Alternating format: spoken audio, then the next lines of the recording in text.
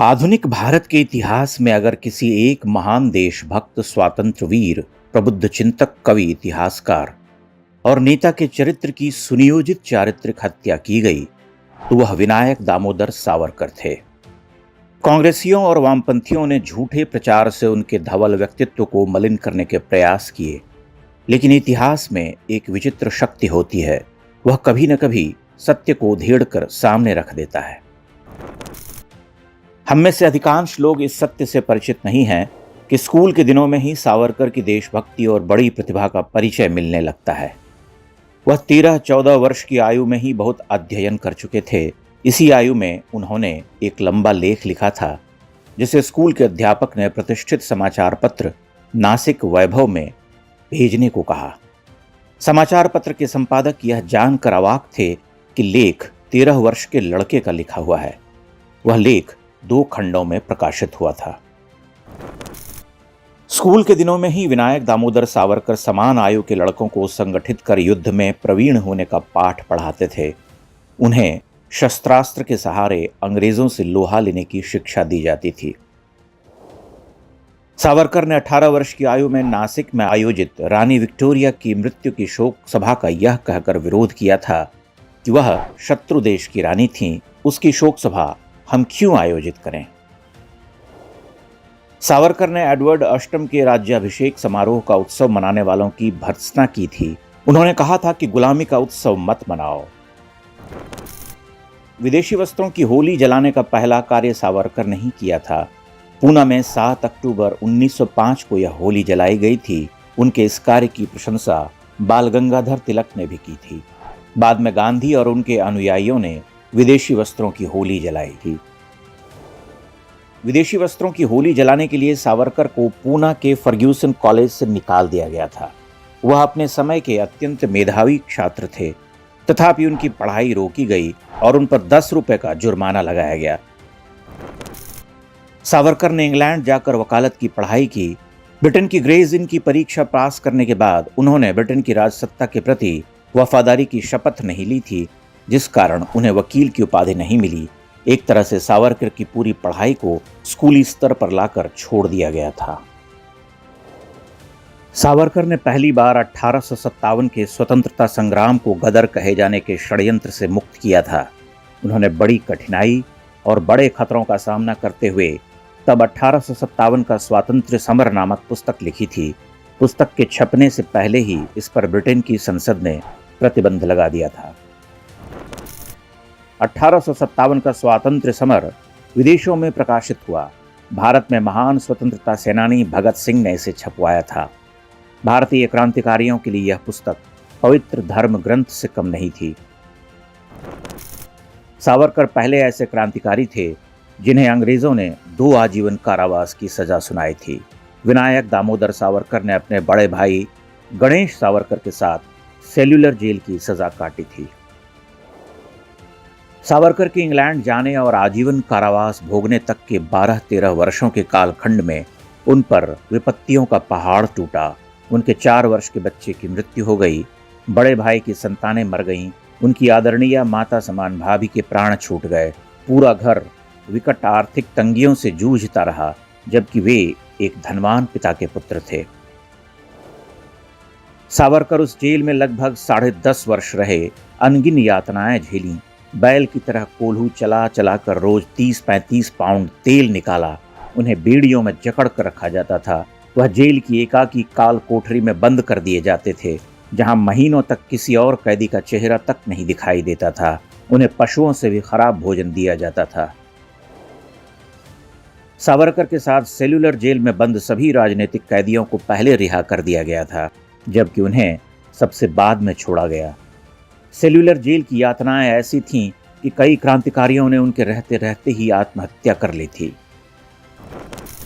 सावरकर ने cellular jail के राक्षस जैसे जेलर बैरी से निरंतर संघर्ष किया।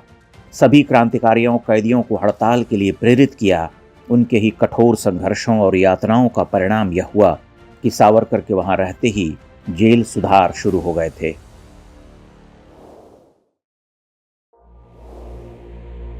अधिकांश लोग यह मानते हैं कि विनायक दामोदर सावरकर इंग्लैंड बैरिस्टर की डिग्री लेने गए थे, लेकिन जिन्होंने सावरकर के जीवन को निकट से जाना है वह इस सत्य से दूर नहीं है कि सावरकर के इंग्लैंड जाने का पहला उद्देश्य भारत के स्वतंत्रता संग्राम को सीधे बरतानवी धरती तक ले जाना था, ताकि अंग्रेजों को उनके ही देश में भारतीयों के संग्राम का ताप अनुभव हो सके।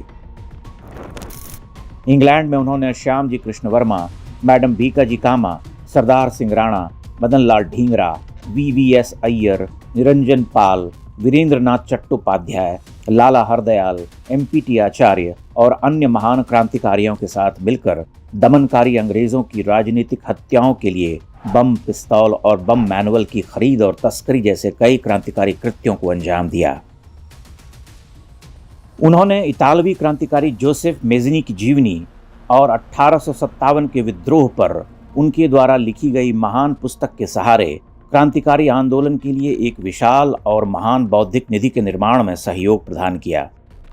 वास्तव में यह सावरकर ही थे जिन्होंने सबसे पहले the first war of Indian independence के मुहावरे को गढ़ा और ब्रिटिश अभिलेखागार में उपलब्ध दस्तावेजों के भारतीय दृष्टिकोण से व्यापक शोध के बाद फिर से लिखा।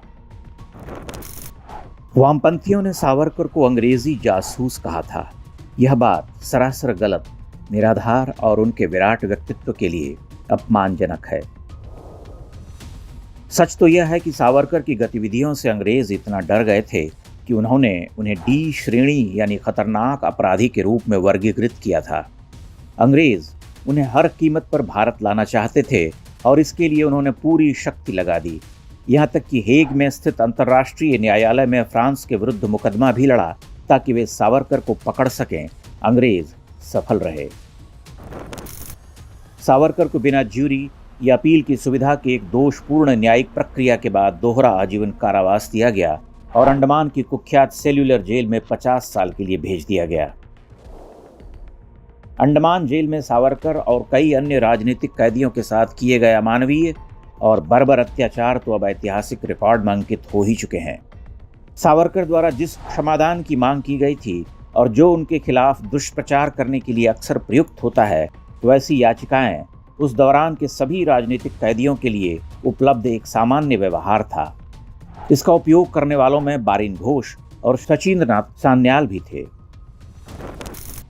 सावरकर अपनी याचिकाओं के द्वारा एक तरह से अन्य कैदियों के लिए एक प्रवक्ता के रूप में भी काम कर रहे थे और उनमें से कई याचिकाओं में सभी के लिए एक सामान्य माफी मांगने के बारे में लिखा गया था। सावरकर का साक्षात्कार करने वाले ब्रिटिश अधिकारी सर रेजिनाल्ड क्रेडॉक ने कहा था कि सावरकर ने जो कुछ भी किया उसके लिए उन्हें किसी प्रकार का खेद या पश्चाताप नहीं है।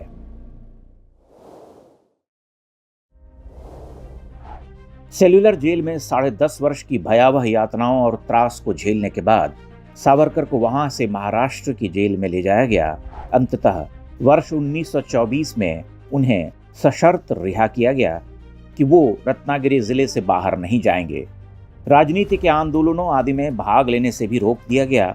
शुरू में इस रिहाई की अवधि 5 साल थी, जिसे बाद में 13 साल तक बढ़ा दिया गया था। अगर उन दिनों वह अंग्रेजों के सहयोगी बन गए होते तो ब्रिटिश सरकार के पास ऐसा कोई ठोस कारण नहीं था कि वह उन्हें ऐसी सख्त निगरानी के अधीन रखे जहां उनके हर कदम पर नजर रखी जाती थी। उस समय की ब्रिटिश खुफिया एजेंसियों की ऐसी कई रिपोर्ट्स इस बात के प्रमाण देती है कि कैसे उनके भाषणों और क्रियाकलापों की अत्यंत निकटता से निगरानी की जाती थी। इस निगरानी तंत्र को चकमा देने के लिए और हिंदुत्व की विचारधारा को लागू करने की अपनी सोच को बढ़ावा देने के लिए उन्होंने गांधी द्वारा मुस्लिम तुष्टीकरण किए जा रहे खिलाफत आंदोलन की प्रतिक्रिया के स्वरूप में बड़े पैमाने पर सामाजिक सुधारों और हिंदू समाज के एकीकरण पर जोर दिया था। अंतर्जातीय भोज, अंतर्जातीय विवाह, मुक्त मंदिर प्रवेश तथा जाति व्यवस्था और अस्पृश्यता के पूर्ण उन्मूलन के लिए किए गए आंदोलन रत्नागिरी में उनके पसंदीदा कार्यक्रम थे। फिर भी उनके कार्यों ने सभी क्रांतिकारियों को प्रेरित किया था। दुर्गादास खन्ना, जो बाद में पंजाब विधान परिषद के अध्यक्ष बने, भगत सिंह के सहयोगी थे और उन्होंने एक साक्षात्कार में खुलासा किया था कि हिंदुस्तान सोशलिस्ट रिपब्लिकन एसोसिएशन में भर्ती होने के दौरान भगत सिंह और सुखदेव ने उनसे पूछा था कि क्या उन्होंने वीर सावरकर की रचनाओं को पढ़ा है।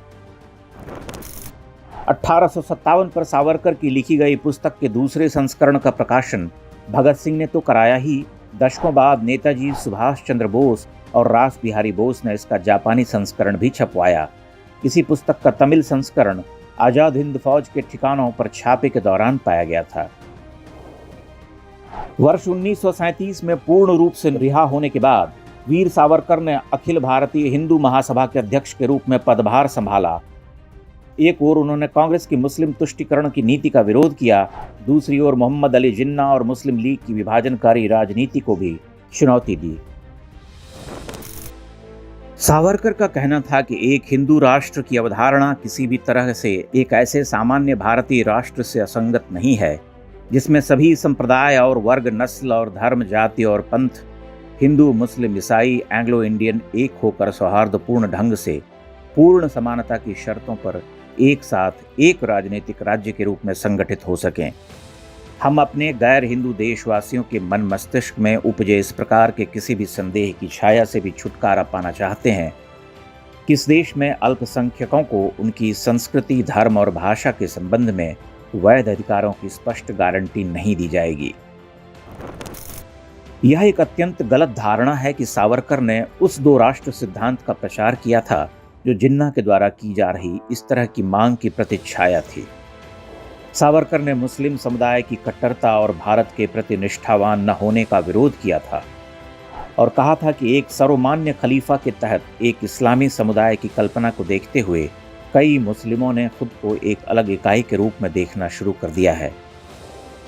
सावरकर ने धार्मिक आधार पर राष्ट्र के अंदर से पाकिस्तान या किसी अन्य राष्ट्र के निर्माण का कड़ा विरोध किया था। भारत छोड़ो आंदोलन के दौरान, जिसका वे खुले तौर पर विरोध कर रहे थे, उन्होंने भारतीय युवकों को ब्रिटिश सेना में भर्ती होने और प्रशिक्षित होने के लिए प्रोत्साहित किया ताकि वो बाद में पाला बदलकर नेताजी की INA में शामिल हो सकें। इसी रणनीति का परिणाम 1946 के नौसेना विद्रोह के रूप में सामने आया, जो भारत से अंग्रेजों की विदाई का वास्तविक कारण बना। यह देश का दुर्भाग्य है कि स्वतंत्रता का सारा श्रेय गांधी और उनके कृपा पात्रों तक ही सीमित रहा। सावरकर को कलंकित करने में उन्होंने कोई कसर नहीं छोड़ी। फिर भी सत्य खुलकर सामने आ ही गया। सावरकर की विचारधारा आज देश की मुख्य धारा है, जबकि गांधी के नाम पर जो पाखंड गढ़ा गया था वह अपने अस्तित्व के सबसे बड़े संकट से गुजर रहा है।